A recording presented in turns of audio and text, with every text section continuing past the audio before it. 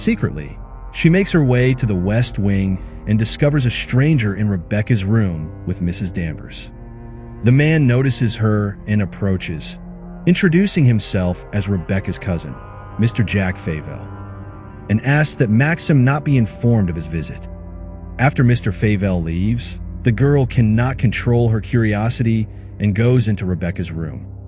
A large, beautiful room, still filled with Rebecca's belongings.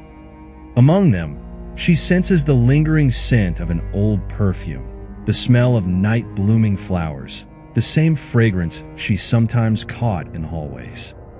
Rebecca's clothes remain neatly in the wardrobe. Her notebook lies on the desk with a half-used pen beside it. Everything is as if she had just left the room. Mrs. Danvers' voice comes from behind, calm but cold. Mrs. Rebecca never allowed dust to settle on her things.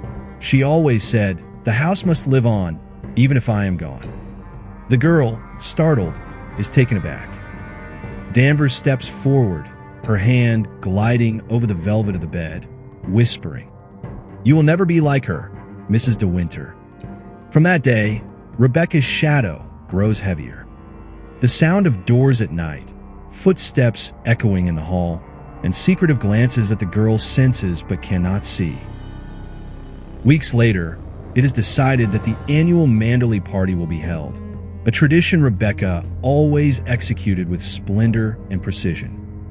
The girl, with childlike excitement, hopes that on this night, perhaps, she can finally be the true Mrs. De Winter. Mrs. Danvers says, "I think the best dress for you is one chosen from the old portrait painter, Mrs. Caroline De Winter." And with mysterious eyes, she smiles.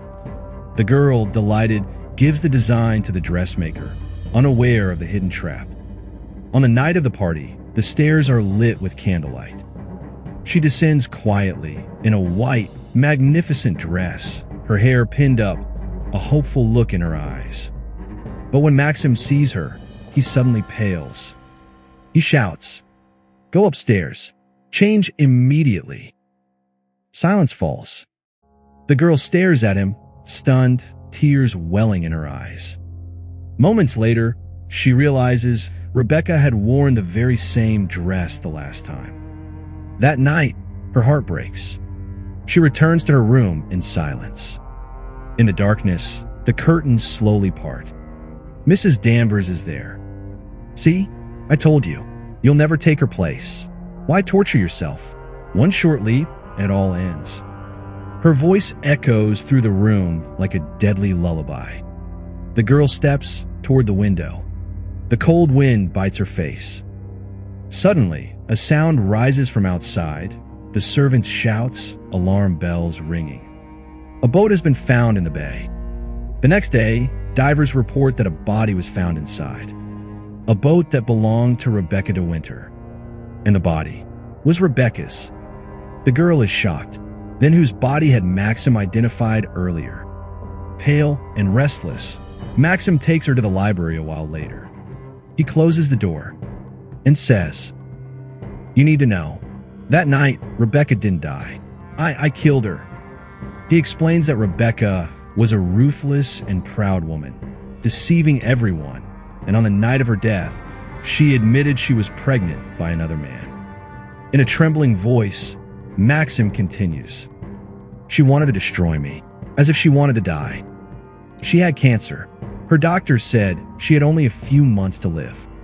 When I understood the truth, I realized she had chosen this death herself." Tears stream down the girl's face.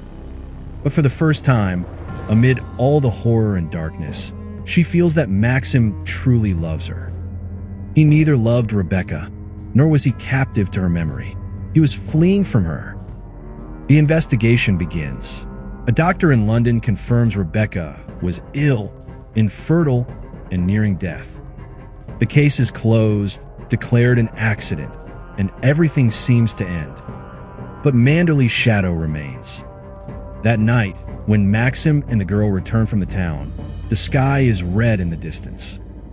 The smell of smoke lingers in the air. Flames stretch across the horizon. Manderley burns. With tearful eyes, the girl says, "Mrs. Danvers, she did this." Maxim takes her hand and remains silent. The house, whose secrets have been hidden for years, now burns, with all its memories, possessions, and the spirit left in its walls. And amid the flames, for a fleeting moment, the girl sees the shadow of a woman in the window, standing tall, hair disheveled in the wind. Rebecca. She gives her final smile and disappears into the fire. The next morning, nothing remains of Manderley but a heap of ashes. The girl gazes silently at the horizon.